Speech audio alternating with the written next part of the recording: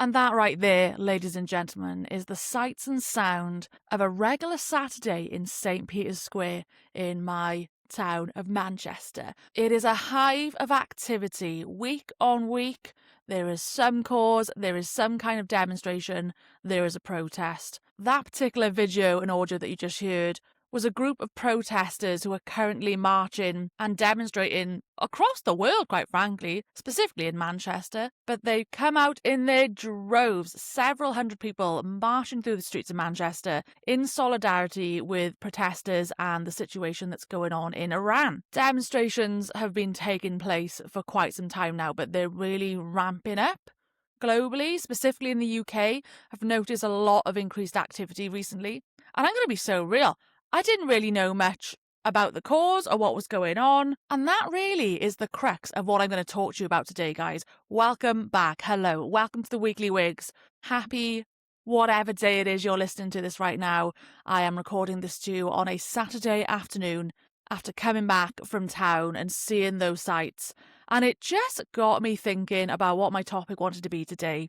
And I mean, it's probably not a shock if anyone's been tuning into all my episodes so far. You know I sprinkle a bit of politics and current affairs into my episodes where I can. Because it's something that genuinely interests me. It's something that I feel passionate about talking, of all the madness that goes on in this world. Some of it a bit sad and depressing, of course, but I'm happy to be using a voice and some form of platform, although, I'm not broadcasting to the masses, although I wish I was sometimes. But one day we could be, and I stand firm on my morals and my beliefs and my passions. So that is what I am here to talk about today and just share some thoughts and opinions. But I hope you've had a cracking week either way. We are nearly at the end of January, guys. It's coming to the end of the first really long struggle month of winter vibes. This past Monday was a Blue Monday, which I didn't even realise until the day. And girlies, let me tell you, before I get into the crux of my topic today, we'll do a little light recap.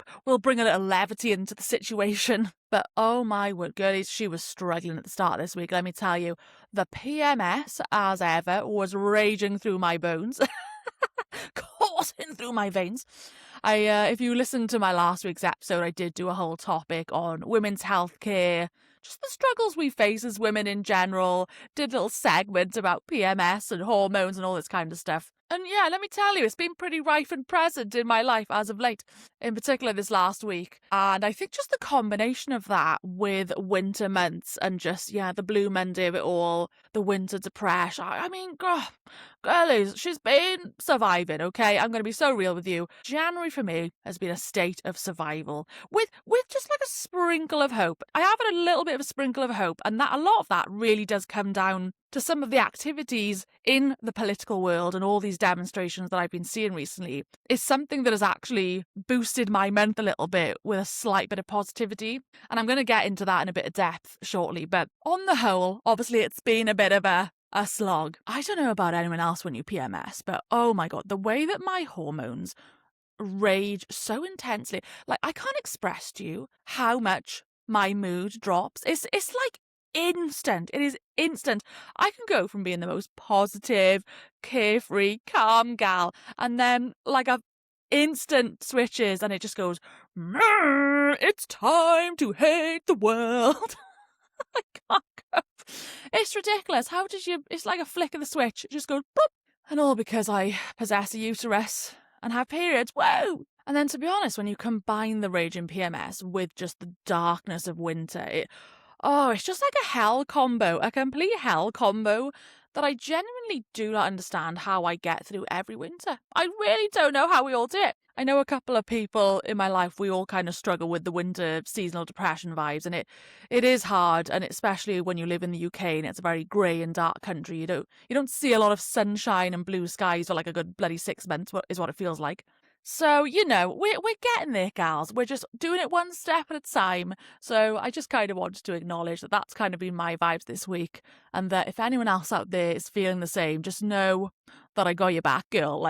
I'm feeling the struggle. I'm sure we're all feeling it to a degree of just being back in work after the Christmas break and just ploughing through winter. We're all just pushing on to get to spring and autumn and, just hats off to you galleys if you're going through the same thing, because it's not easy. Something that did raise my spirits, I just have to put you all onto, though, on a bit of a lighter separate note to politics of the world. I went last night for some food with a friend in Chinatown in Manchester. You probably hear me talk quite often about the foodie scene in Manchester. There's some really, really great cuisine to be had if you're into restaurants and meals and you're a bit of a foodie. And there's obviously a couple of good spots in Chinatown, and you can just get so many variables of options there. So me and my friend, we headed out for some Chinese food, and it was pretty good.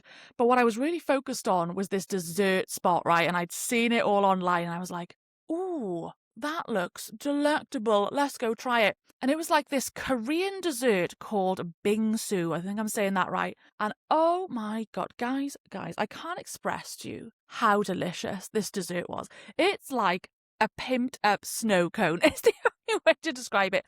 I'm going to put a picture in here on the screen for the video viewers.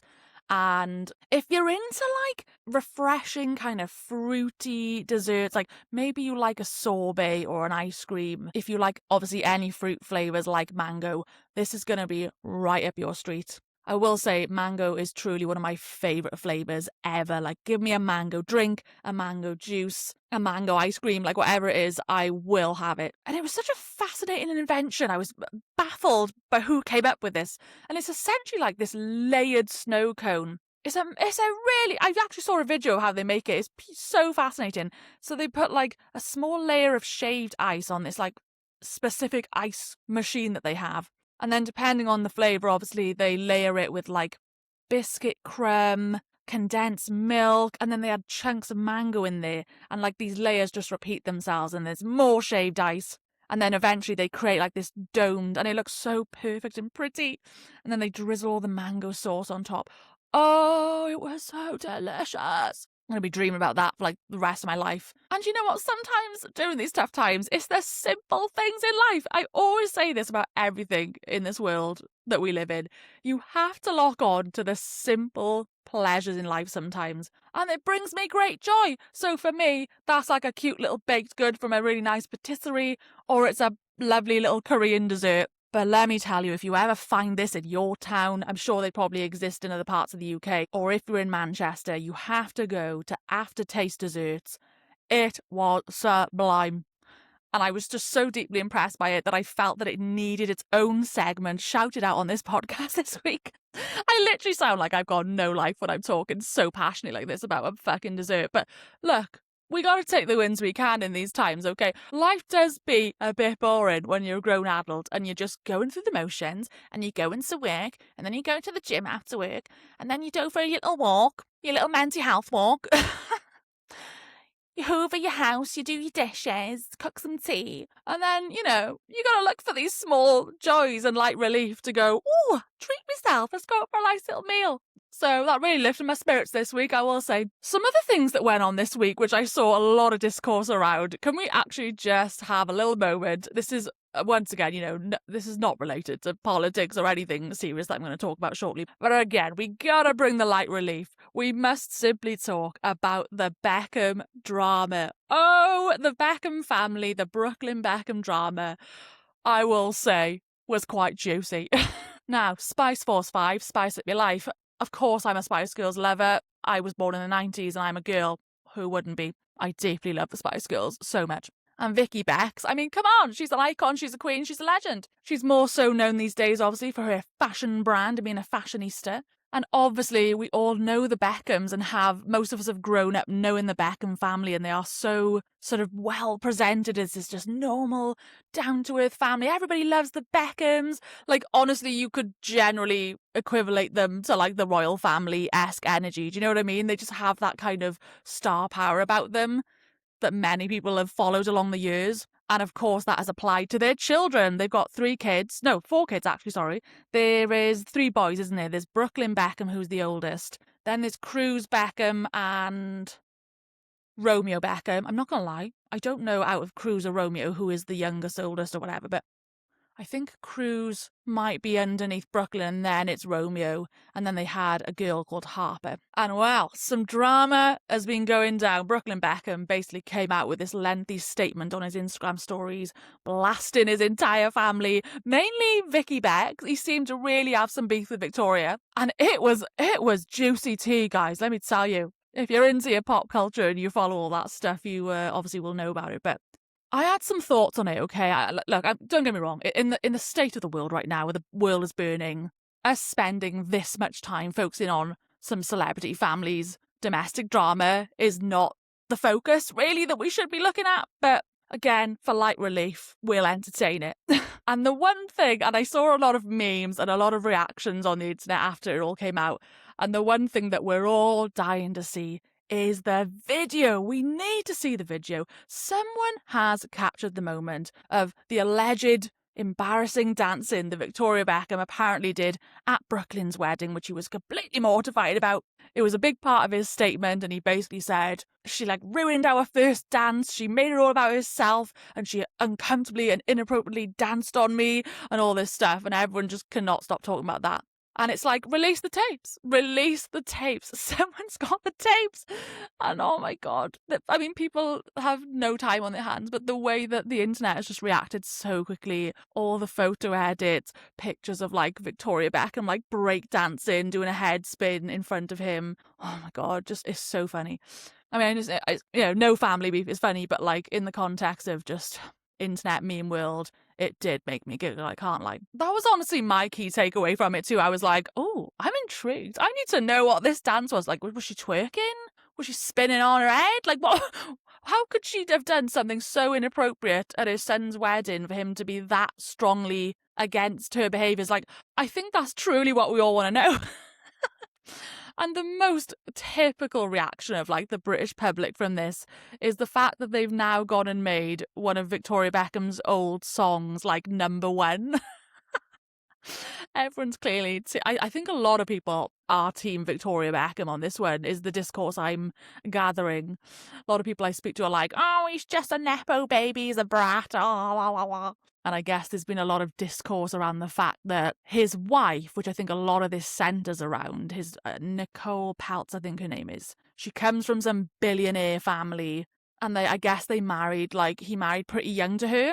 And there's a lot of social commentary about the fact that, her previous partner had a similar situation where he also went, no contact with his family, and then they broke up, and then he went back to his family. So I think there's a lot of speculation that the same thing is going on here, and that Brooklyn Beckham is just going to probably have a repeat. He'll probably divorce her and then just go running back to Vicky B.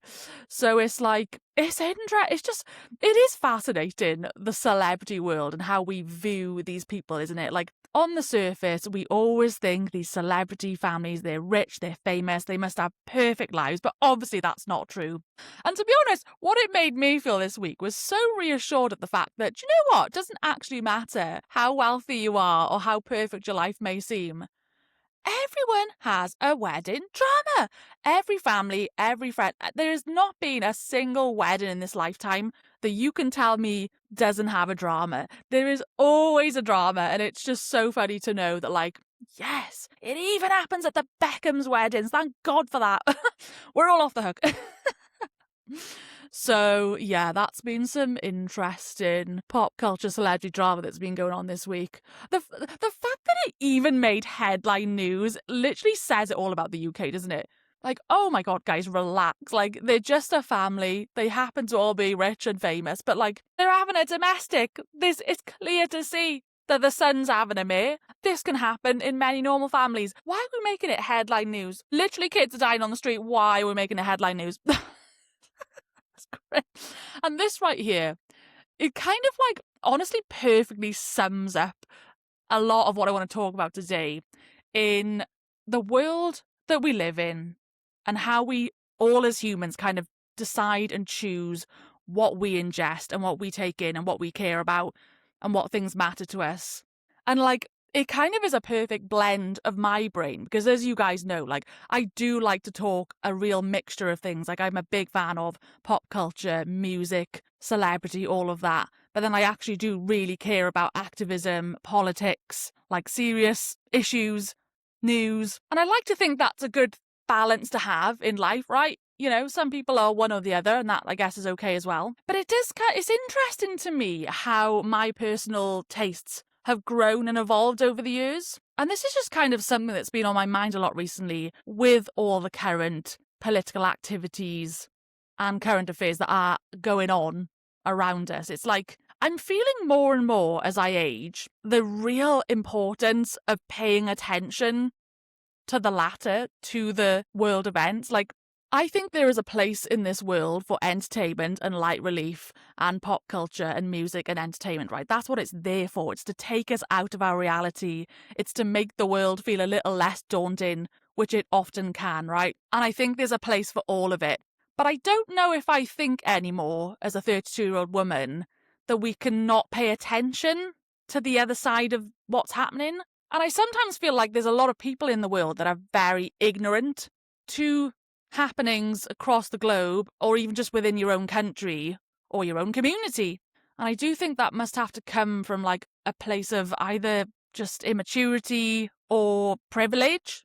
And I think it would be good to just discuss that today and to talk about like my personal journey into becoming more interested in politics and activism and how that all came about. I've got some recommendations to put you on to when it comes to podcasts and potential books. So if you're interested in learning a bit about politics or getting into it, or just trying to understand a bit more about what's going on in the world or around you, or you feel alarmed at the current state of the world, like if this is something that's becoming more present in your life, you're hearing conversations, you're confused, you don't know where to start, like let me just try and guide you as best as I can from my own experiences and put you onto some stuff, because this is exactly what has shaped my views and thoughts in very recent times, is it taking in lots of podcasts, lots of books. Like, it's been really very enlightening and educational to start learning about this a lot, because, if we're going to go rewind back the years to young Megan Wigz, and I got to be so real, if you had asked me about these topics when I was like 16, even up until the age of probably 24, I didn't give a shit. I didn't give a shit. And I feel like I look at that version of myself now in this context, and it's like, who was that person? Like, your priorities are so different as you are, becoming a teenager, you're going into your 20s. And sometimes when I see videos and things on TikTok and YouTube, and even when I'm in town and I'm seeing all these demonstrations, and there's really young people talking, like 16-year-olds making speeches and having involvement in all this, I look in amazement at those young people and think, wow, you really must be like an anomaly. Is that the right word? Anomaly? Hang on, let me Google it. Anomaly. Oh, she is smart. Anomaly was the right word. Like, anomaly is something that like deviates from what is the standard, what's the norm. And so, yeah, I see these young people passionately talking about politics and things that are going on, or certain causes or human rights. And I'm like, God, 16-year-old me could never. How do young people get into that at such a young age? Maybe it's their upbringing. Maybe it's people who have certain families who talk about it a lot more. But it's like, I do look at them in awe and I think, wow, if I knew what I knew now back when I was 16, God, imagine the things you could do. But teenage me, like I said, I couldn't have given less of a shit. I think for pretty much my entire adolescence into like young 20s, I was probably really rejecting to any idea or thoughts of politics or the news. I just used to view it as this really depressing, boring topic that like only grown adults talk about. And I don't know, maybe it's just like majority of young kids when you think about it in school. Can you think of times that you ever had discussions about like politicians when you were that age? I really think I can imagine even now it's probably a very minuscule portion of young people that actually actively have those conversations and interests at that age. And do you know what, actually, if I was just speaking a bit broadly here about this entire topic, like, I think that's something that would be good to change. I think that's why general elections and politics and people turning out to vote can be so low in young people, because I don't know if schools are really doing enough to, like, bring it into the fold, bring it into conversation. Are we having classes? Are we having discussions in school about political beliefs and about general elections? Like, is that even happening? Because the legal age to vote is 16 in the UK, right? Or am I making that up? Legal voting age UK. Oh, my bad. Sorry, it's 18 actually, but I think they are looking to lower it to 16. So, the trend is there for younger and younger people to have involvement and have a say in their country and their leaders. So I wonder what schools are looking like now in terms of having those discussions and lessons. I can't say it was ever present at all for me. None of my school life was ever spent thinking about politics. I was always really interested in history, actually, which really is kind of interlinked. And I took history as a GCSE and an A-level subject. And obviously we studied like World War II and Germany and appeasement and American policy. So it's not like it wasn't a thought in my brain about history and politicians and what type of things happen, but I just never linked them to my personal experience in life there and then.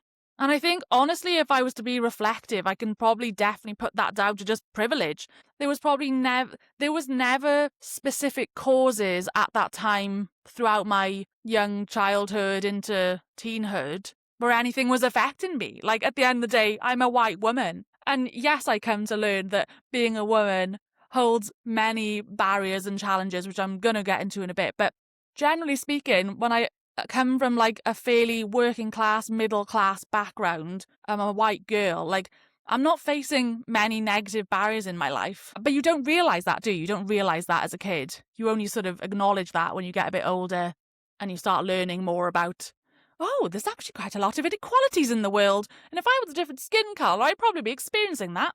And like, truthfully, in the area that I grew up, like, hardly anyone in my school was of colour. I think maybe like one or two people, max. I didn't come from a background or an area where I saw many people that didn't look like me. And that is also another big reason, I think, why sometimes people don't pay attention or they don't know or they don't care about issues or major things that could be happening because they don't know any different. Like, they come from a very secular area where everyone looks the same. So obviously no one's talking and no one's experiencing certain issues that you might if you were a person of colour and you're experiencing racism and all this stuff, And I think for me, finally moving away from Wales, and look, this isn't to like bash Wales because I'm very proud of my Welsh culture and heritage, and I love my home country and all my family is still there, and I've also met amazing, great people in my time there too, but like, I just personally found that like I grew up in a pretty small, secluded kind of village-esque town area, or whatever you want to call it, where like I truthfully wasn't really experiencing much diversity. I think the only diversity I actually ever experienced was thanks to my parents and my family who would like take me on holidays and we could travel places and I got to see other parts of the world. And that is honestly probably where I would have been exposed at a young age, just seeing different cultures. But I wasn't really getting that in my hometown. There was nothing happening. There was no celebrations of other cultures, really. It was just like what the demographic was made up of, it where I grew up, And then, of course, in my later life, like going to university and moving to a city, which, naturally cities are much more multicultural, then my eyes were just wide open to even more. I was like, oh, wow, you got these communities here in this neighbourhood, and oh, look at that, there's like a Diwali event going on, and there's lots of like Chinese students coming to Cardiff.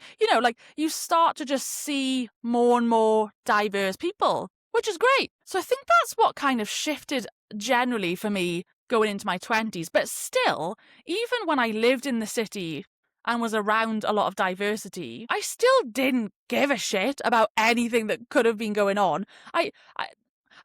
Maybe I should reframe that. It's not that I wouldn't have given a shit if I'd known. I think it was my genuine ignorance. I was so focused just on myself as a young person and just making it in the world, paying my rent every bloody month and going out and getting drunk. That was the extent of my interests and cares at those times was that simple. It was go out every weekend, get through a shitty week of work, pay my bills, make some friends. The end. Like, we weren't having deep conversations about how to change the world and all the bad things going on.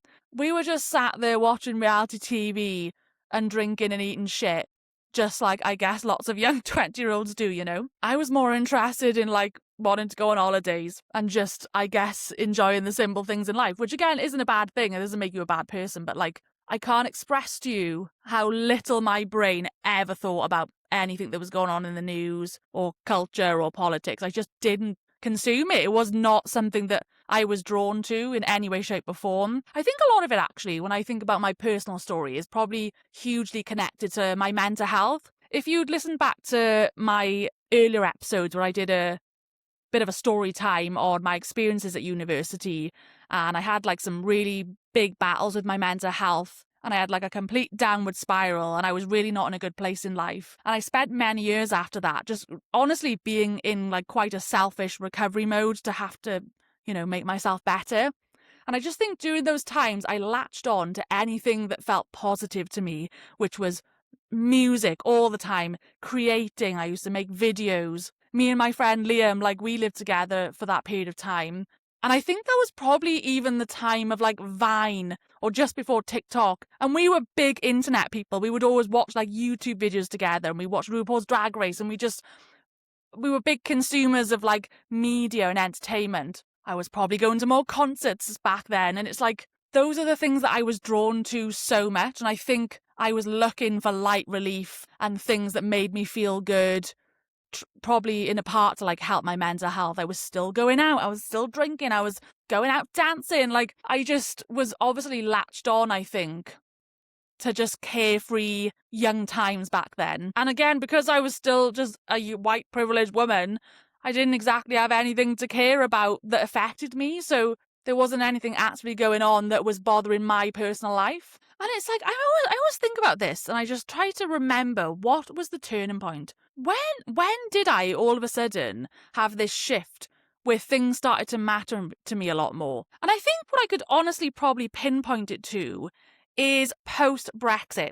And I'm going to be so real and honest with you.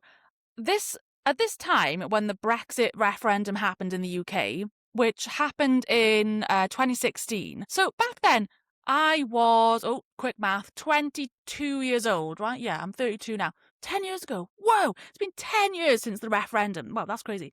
So, yeah, so anyway, I was obviously 22 years old then, which is, from there to now is a very big shift in change, right? And I did not vote in the Brexit referendum because I swear on my life, I didn't even know it was happening. I had no clue. My dad always takes the piss out of me and nags at me because I never voted in that referendum, and always says, well, if you'd voted, we wouldn't be in this situation now. And he's right, he is right. But honest to God, like, hands on heart, people do have strong reactions, don't they, sometimes when they hear that, like, you didn't vote in an election and you didn't use your democratic right. And as someone now in their 30s, like, I agree. As a major fan of the suffragette movement, who's like been so deeply influenced by that in later years, I understand the importance of using your vote when people sacrificed their lives and died for women's vote specifically. And I look back now, and of course I wish I'd voted for that, but it was just one of those things at the time where I was so oblivious to anything that was going on because it was not in my line of sight. At that age, I was working in a call centre, somewhat trying to make my way in life after being a uni graduate. No clue what was going on in my life at that time. Just trying to make some money, live with my flatmate, have a bit of fun. I'm newly in the city as like a fairly independent adult for the first time in life. And I can recall the day so clearly. I was actually in a training period at this call centre job, and we were all in this like classroom training environment, and we all had the same group. And obviously every morning you come in and everyone's having a little chat before the training sessions begin. And there was this one morning, everyone was whispering and talking about Brexit, oh my God, the vote, blah, blah. And it was obviously the day of the result, where we found out that the UK had in fact voted for us to leave the European Union. And obviously people who were probably a bit older than me in that job, or who took more of an interest, they were beside themselves. They were like, oh my God. And I was baffled at that time. I thought, what are they talking about? What the hell is Brexit? What are they all talking about? And that, I think, was a plant that was seeded at that time for me. And don't get me wrong, that seed took a very long time to grow, but it is the only sort of turning point or memory I can think of in my life where that something started to twig, where I started to realise, oh, there's actually like a lot of people talking about this. Like, maybe I should be paying a little bit more attention to what the hell is happening. And so, the years go by. I'm probably, without even realising it, watching more news and seeing more things happening. I mean, now that I think about it, I used to live very close around the corner to the Welsh Parliament building, which is the Senedd, down in Cardiff Bay. So I definitely can recall memories of my time living in the Bay where there would have been some kind of protests or demonstrations happening outside there. I used to just go on walks sometimes and I would see lots of news reporters and the news stations like broadcasting from outside. And I think when you start seeing that a bit more around you, you think, oh, okay, yeah, okay, so that's where they do all the politics stuff. Like, there's a lot going on here. There's a lot of people talking. And then, of course, naturally, I just think with age and as you mature, you start having those conversations with more adults around you. So I think during that time, I probably would have started to become more chatty in family settings because, like, I've definitely grown up in a fairly well, I don't know if political is the word, but a family that is very open to talking about politics, a family who has always watched the news in our household. Like, it's not like I grew up in a household where that was never a topic of discussion. And if anything, it was probably a very frequent topic of discussion. But I think because I just blocked out lots of the conversation, I think, in my brain a lot of the time when I was younger, because I've got this natural personality of being such like a creative daydreamer that honestly my head is in like a very different place most of the time. I'm just like engrossed in like some media or a music video or something, like because that's what I always gravitated towards. I'm pretty sure when I was a kid, if my mum or dad or my brother or whoever were having politics discussions about the news in our household, I honestly was tuned out. I was probably up in my room like watching a YouTube video. I was upstairs learning the Slave for You dance by Britney Spears. Like, I clearly didn't care and wasn't really probably integrating myself into those conversations. But I reckon that must have become more of a norm for me as I grew up. Start being exposed more to the conversations in workplaces, in my environment where I was living. And then if we think about the year 2016 obviously is the year that Trump came into power. And my God, how can any of us ever forget about that? Because I think the least political person in the world could have remembered the first time that he came into power, because it was just the most like unprecedented, shocking world event where you thought, what do you mean? An orange reality TV star who is known to be like an absolute awful human is now the president of the United States. And it was such a huge turn in culture that it's not a surprise to me that that entire time period of 2016, 2017 would have 100% ingrained itself in my brain at that time of like, girlie, time to wake up and pay attention to what the hell's going on. And of course, another huge historical sort of movement and moment again in the same year, 2017, was the Me Too movement, which was hugely culturally impactful. And I think at that stage of my life, you know, I'm a 22 to 23-year-old woman. I'm honestly probably starting to experience the most relatable things when it comes to Me Too. I'm going to the clubs. I'm having annoying men grope my ass. Like, you know, not to be too vulgar about it, but it's like, any woman I speak to, we can all pinpoint a time where we've been a young girl or we've been in a club,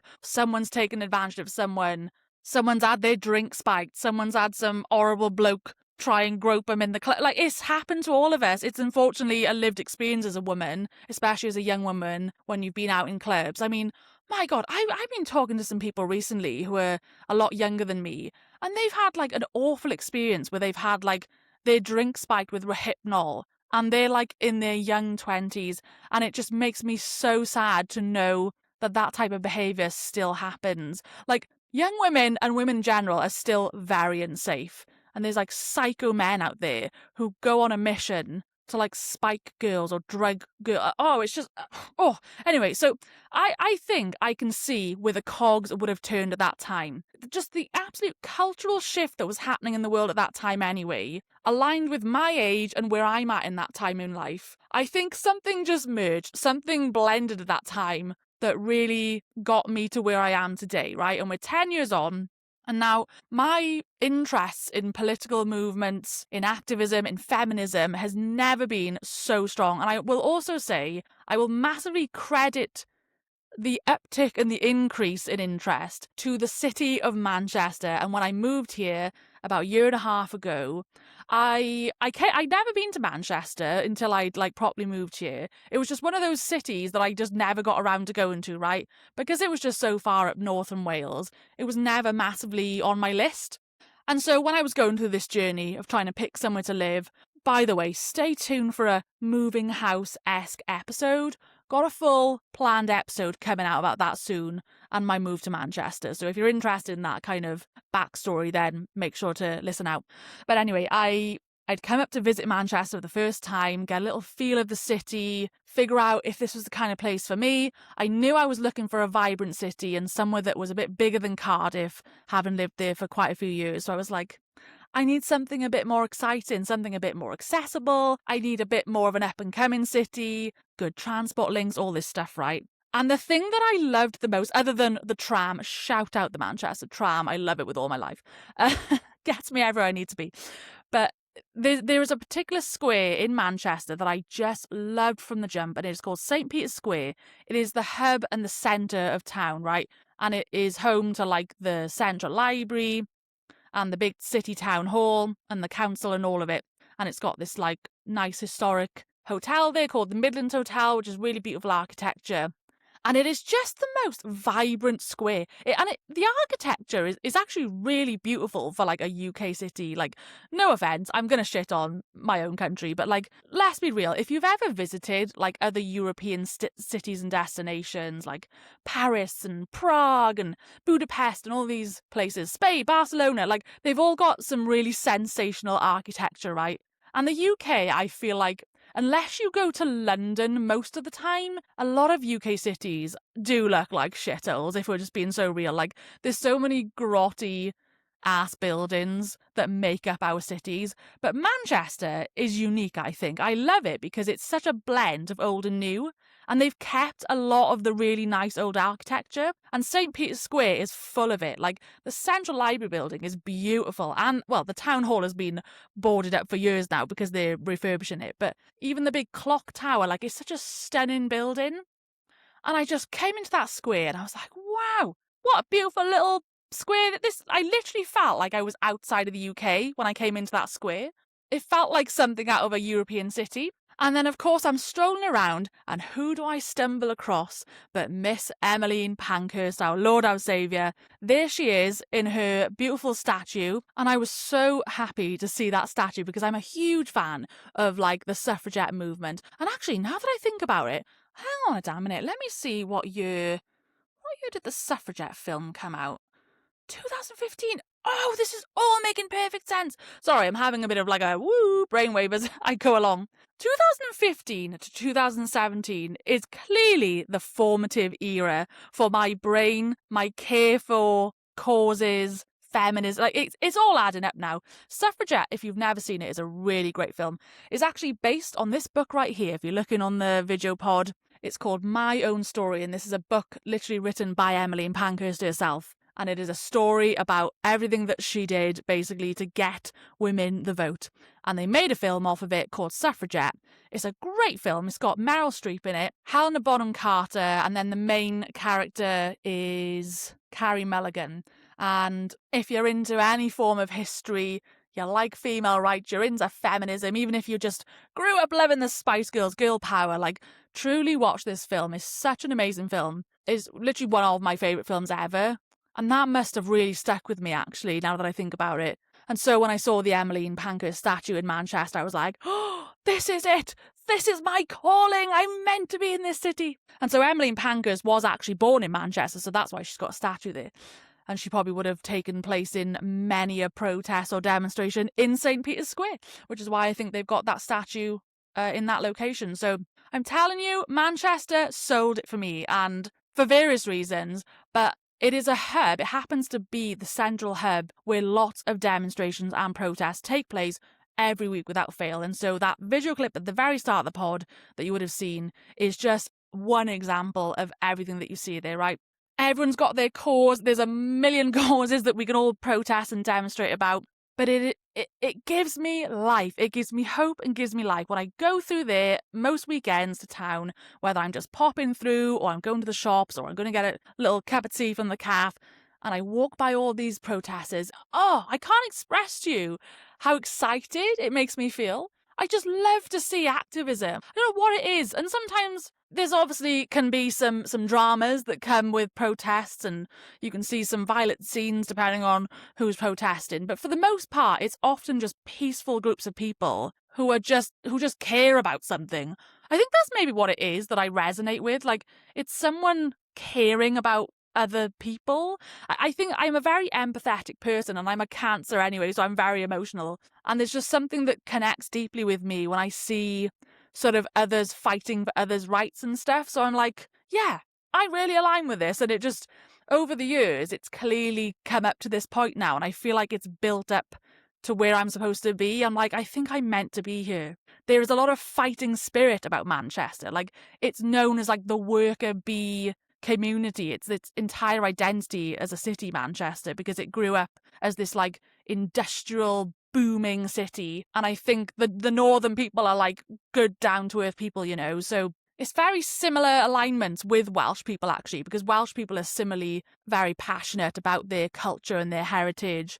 And so I think there's like a similar alignment in their like morals as people, you know. So I truly do have the city of Manchester to actually thank for my recent exploration, shall we say, of activism and politics, because it always floated there for like the last 10 years for me, like I said, since 2015-16, and it was growing, but I really don't think it's until I came to Manchester that it flourished, you know. Like, I've been here a year and a half, and I can't express to you how much my consumption has changed.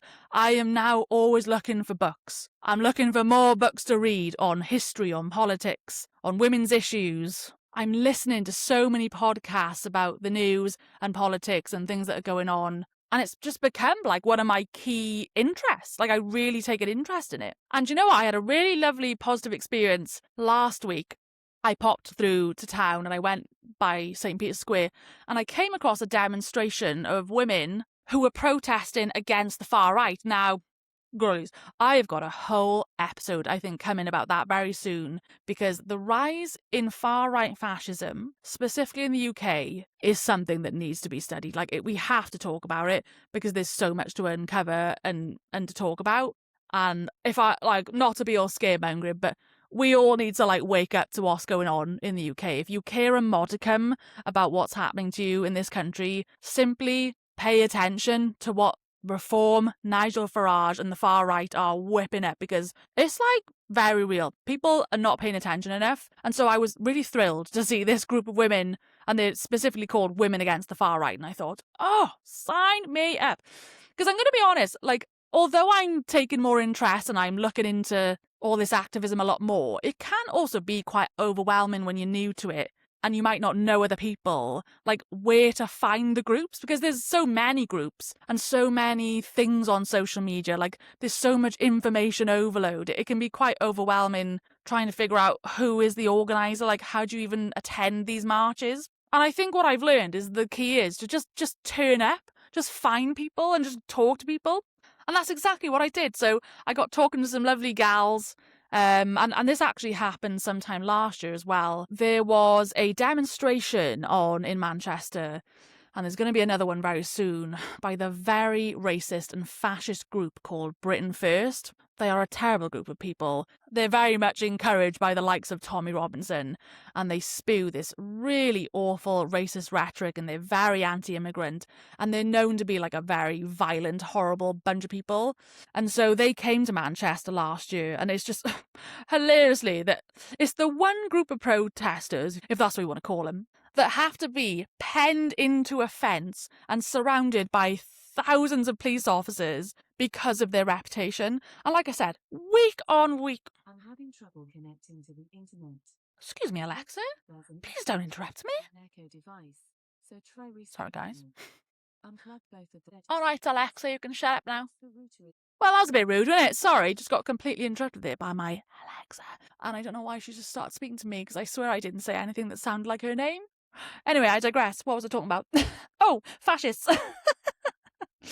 Yeah, sorry, I think I was talking about oh, that was it, the Britain First people. So they were in town. Oh yeah, that's what I was saying. So they're like the only group of protesters that ever have to be surrounded by police. And it goes to show how wrong of a group of people they are. Because like I said, every other week you get loads of different types of groups of people, all protesting their causes peacefully. They don't require 1,000 fucking police officers to protect everyone else.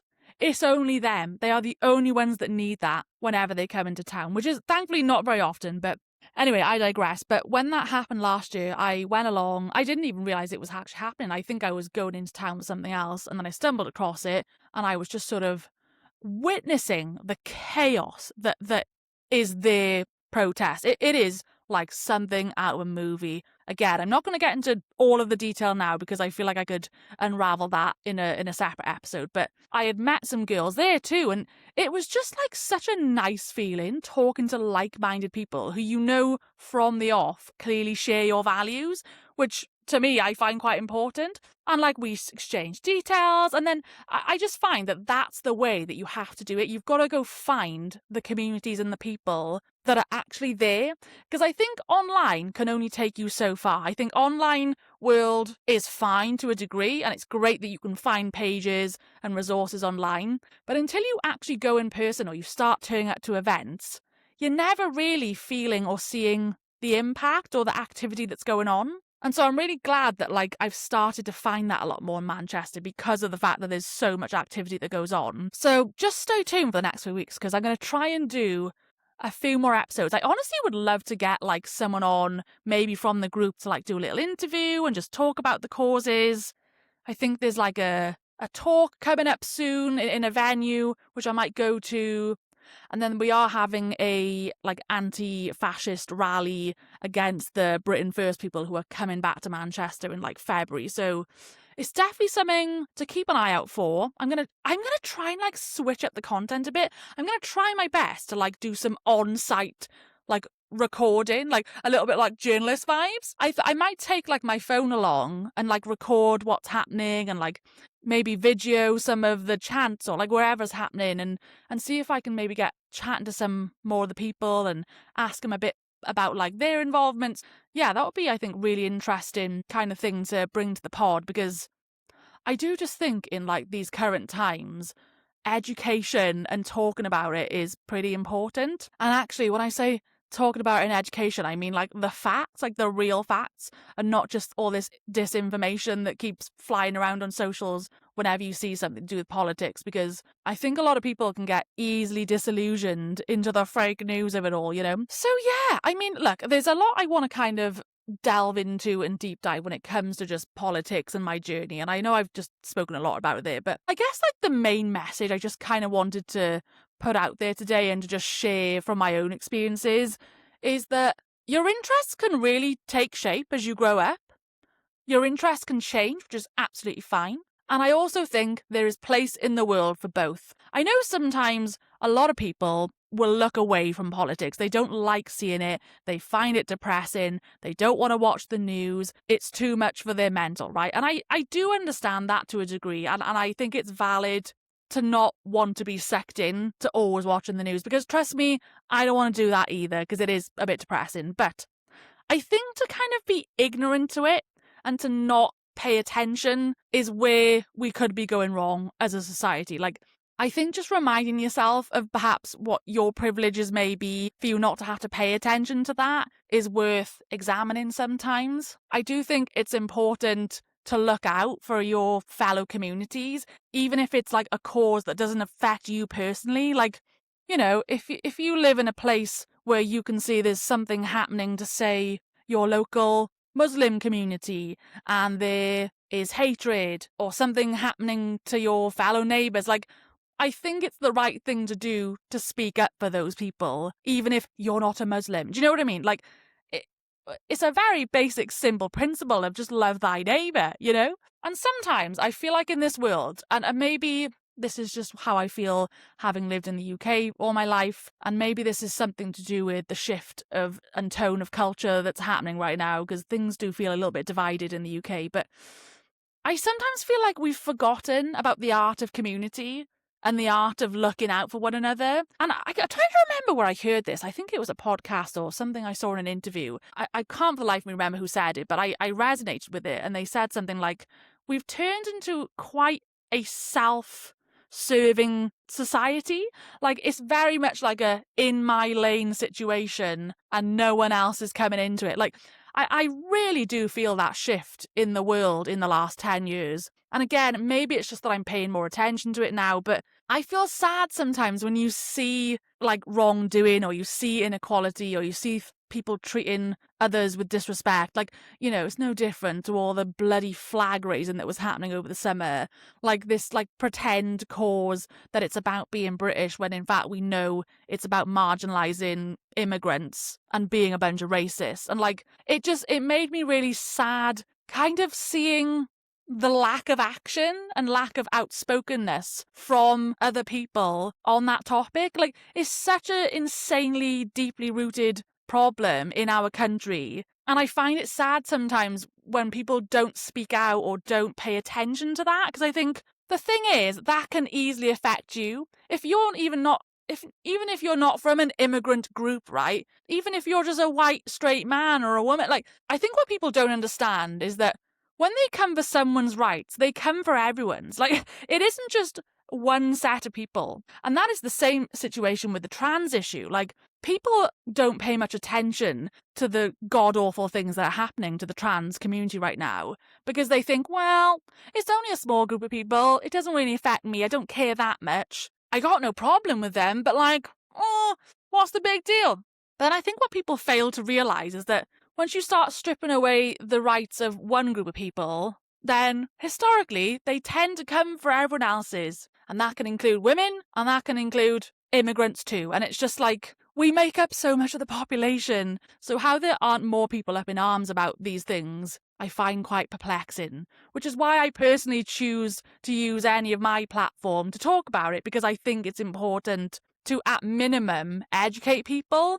And if they then choose to look the other way, then that's your prerogative. No one can stop you from doing that. We can't, unfortunately, make everyone feel the same way that we do, even though that would be an ideal world. But, like, at least I've tried, you know? At least I've tried to have a constructive conversation with someone, or use my voice for what feels like a better purpose. Anyway, I feel like I've gone on a full TED talk here about just life and politics, but it is something I genuinely care about a lot.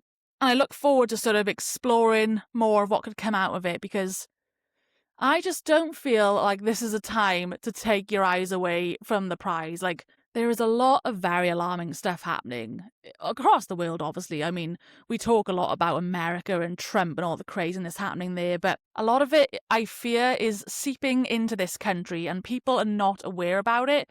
And I have to say, I would urge anyone who takes a mild interest in this, or maybe you're looking to start going on this journey, a couple of good podcasts which I would really put you on to. One of them is The Guilty Feminist, which I've been listening to for a good few years now. It's a sensational podcast. It's one of my favourite activists and presenters. She's called Deborah Francis White. Shout out Deborah Francis White. She actually has a sensational book. I don't have it on me right now because it's at my mum's house because I'm forcing her to read it. But it's called 6 Conversations We're Scared to Have. And it's a brilliant book. And it talks a lot about kind of the state of the world, what's going on with reform, the things to do with Trump. And a large part of the book is actually exploring, kind of like what the title says, conversations we're scared to have. It's about the fact that people are scared to talk about the uncomfortable things that are going on. And she really does a great job in that book of highlighting some of the issues that are going on right now. And she has a podcast as well called The Guilty Feminist, which is a lot more digestible actually, because she's a stand-up comedian as well. So she does lots of live shows. She mixes it in with a bit of stand-up comedy. And I feel like any woman can find some humour and relief in listening to The Guilty Feminist, because there's always something they're talking about that you can relate to as a woman. She's doing this amazing series of episodes right now called The Road to Gilead. If you've ever watched The Handmaid's Tale, which, by the way, also a very impactful piece of art and entertainment that I think massively impacted my brain. It's an amazing series. You can binge watch it all, but it heavily focuses on women's rights and is actually genuinely based in like true things that are happening in America. And in this series, there is a sort of fictional place called Gilead, which is where these really like national, these like really neo-Nazi Christian kind of groups have this ideology that like women are only supposed to make babies and none of you get freedoms or rights. And so this series that she's doing on the Guilty Feminist called The Road to Gilead, and it's sort of, you know, a bit of tongue in cheek, but she's genuinely comparing it to like, hey, if we're not careful, we will be on our way to becoming Gilead. Like, they will strip away the rights of women and other people. So pay attention, bitch. So I'd thoroughly urge that you listen to that series. She's been doing like a multitude of shows all about different topics. And the one that I actually listened to today, which is a fascinating listen, it was about, so there's two New York Times journalists called Jane Bradley and Elizabeth Dias. One of them's American and one of them's British. And and this has happened like in recent weeks. So they came out with this sort of like expose piece that basically exposed Nigel Farage, who is the leader of the Reform UK political party, who very sadly seems to be making some kind of tracks in the UK influence sphere. He's winning a lot of votes. He's getting a lot of people talking, but most people with common sense knows that Reform are a bunch of racists and they have a very dangerous agenda.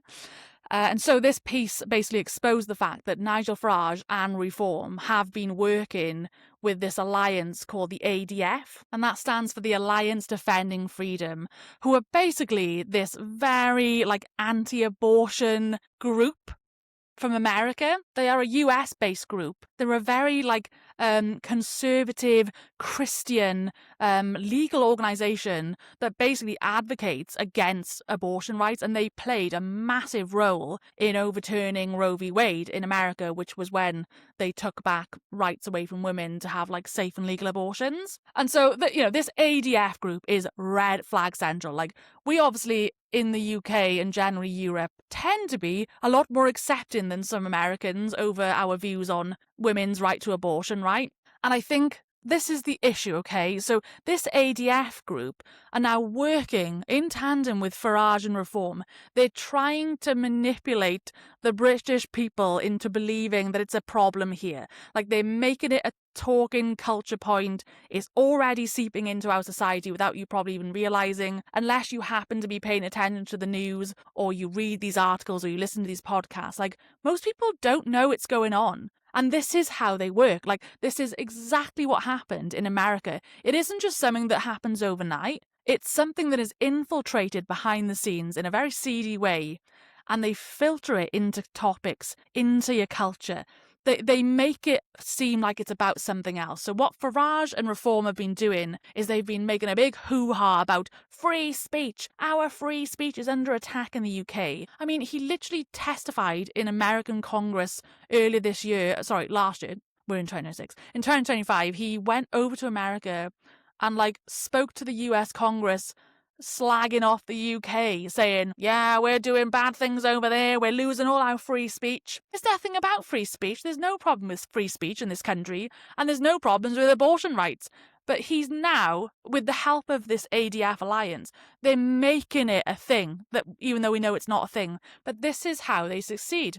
And that is exactly what they did in America. And most Americans never thought they'd see the day where those rights would be rolled back. And then they did. They succeeded in the mission in the same way that just far-right ideology and all this like racist rhetoric against immigrants is so like almost becoming normalized here now. Like, the English flags of it all, painting the roundabouts.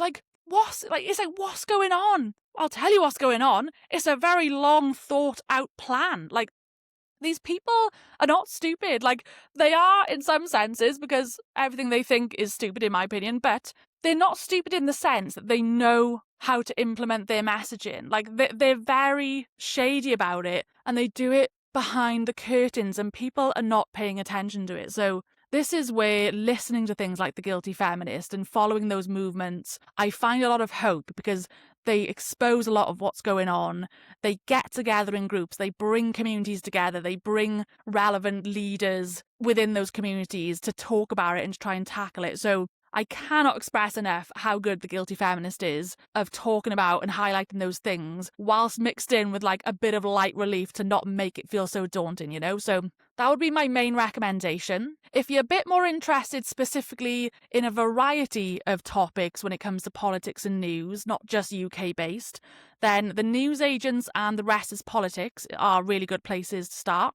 And they have got very reputable hosts, so they're like very well-known journalists and past politicians. So The Rest is Politics is hosted by Alistair Campbell and Rory Stewart, who were two very prominent figures in the UK government for many years. One of them was a Tory, one was a Labour, and they come together to like talk about everything that's going on. And then the newsagents is like Emily Maitlis, who most people might know as the famous journalist who like exposed Prince Andrew with all that like pedo allegation stuff. She's like a very well-renowned journalist. She's really good actually. And then a guy called John Sopel and a younger guy called Lewis Goodall. I think that's his last name. And they're a good little trio, and they kind of, as the title says, the newsagents, like they cover a lot of news stories, but they're very good at reporting. So those are some genuinely really good podcasts, and I listen to them very frequently. And then if you're a little bit more interested on things that are happening in the America Trump regime, I would recommend a podcast called I've Had It. Now, these two women bring me so much joy in life. They actually, funnily enough, didn't really start off as a political podcast. They're these two women, right, on the surface, they really don't look like they would fit the demographic of people who would, like, hate Trump, right? They look like your classic stereotypical Republican rednecks, you know, like the MAGA lot. They're white, blonde, southern ladies, but they are really very liberal. They are complete Democrats and they hate Trump. And sort of like the main woman, I would argue she's the more popular host. She's called Jennifer Welch, and she's hilarious. So it's her and her friends, Pumps, Jennifer and Pumps. And they obviously cover all the news stories and everything now that's going on in Trump's America, but they do it with so much humour. Like, they've got like this hilarious cast of names that they give all the political figures. Like, they call Trump like Cankles.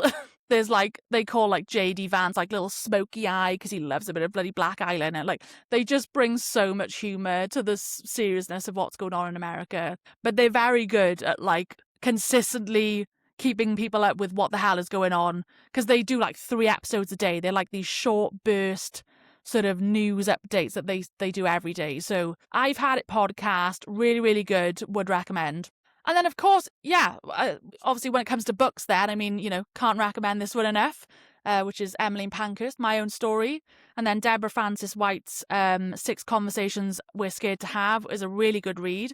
And I'm going to be honest with you, books is actually something I need to find more of. So if anyone's listening and you're into politics or feminist issues or anything like this, please put me onto some book recommendations, because that's something that I'm really trying to get better at, is reading. I'm not the best at reading. I take a long time to read something, I'm a bit slow, and I prefer like visual mediums or podcasts, but please do let me know in the chat if you've got any good recommendations. Would appreciate it. I hope that anything I've talked about today has like semi-resonated with you in some way, shape or form. I would love if this could impact like just one person to just think a little differently in their day about like, what is happening in my community? What is happening in the world today? Maybe I should just check the news and see what's happening. Should I be attuned to something? Like, I would love if it could influence one person to just think a little differently about their day or their life, and maybe any way that they could help. And do you know what? I actually just want to end by saying this, right? One thing I do want to make clear, which I feel is where some people get a bit scared when it comes to politics, is I don't think everyone in this life is destined to be a politician or to care that passionately about it, okay? We're not all like that. We're all very different, and everyone brings different strengths to the world. And some people don't understand it. It's not their interest, and they don't know what to say. And I don't think this should mean that you all of a sudden have to become some like super political activist. You must go to the protest. You have to sign up to every petition. I don't think you should feel pressure to do that. But I think even the most bare minimum that I would love that more people did in this world is just talk or listen. Just listen to someone talk about it. You don't even have to contribute if you don't want to. I happen to be someone that's a bit more vocal. I like to talk about it on my podcast.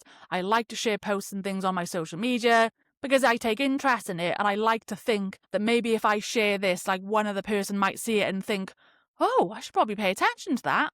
Because if something happens one day and all of a sudden Nigel Farage turns around and rules our country and starts taking back my abortion's rights as a woman, that'll be good for me to know about that. And I can turn up to a protest with my little sign and say, hey, I don't stand for this. I sometimes do think people might feel pressures that they have to know everything factually. And look, I do not know everything about every political cause. And I certainly don't have the time to sit and read and research every single thing that happens in the world, right? Because there's too much conflict and craziness that goes on in the world. But I think if you can just make a start and have normal conversations, even if it's just within your family or your friend circle, and to just mention them, I think it's just important to educate yourself more than anything. But I don't think it means that all of a sudden you have to read 1,000 books, you have to listen to every single thing, you have to have an opinion on everything. I don't think everyone needs an opinion on anything. And sometimes in the world of social media, it does feel like everyone wants to say everything and they might not know so much about it. I just think it's about conversation, a little bit of education, and just a bit of awareness, honestly, more than anything. So if that's the one thing I can get across today, then that's great. So thank you for listening to me ramble very much, just about my own political journey, some of the stuff that's going on right now, some of my sort of passions and plans going forward. Check out some of those podcasts and book recommendations if you're interested. And as usual, let me know in the comments, is this something that you're actively thinking about? Have you thought about the current state of the world? Do you care? What do you do in these times to keep yourself calm and collected in the face of some of the challenges? For me, I find that leaning into it makes me feel mentally better. I like to have knowledge. I do believe that knowledge is power, and I feel better when I understand what's going on, so I at least have oversight over something compared to if I didn't know anything about it. And of course, next to that, I take in some light pop culture. I indulge in the Beckham's family drama just to keep the balance. And I go and get myself a lovely little mango bingsu from the Korean dessert spot to top it all off. Anyway, thank you so much for listening, guys. I hope you have a marvellous rest of your week. And I will catch you on the next episode, honeys. Bye!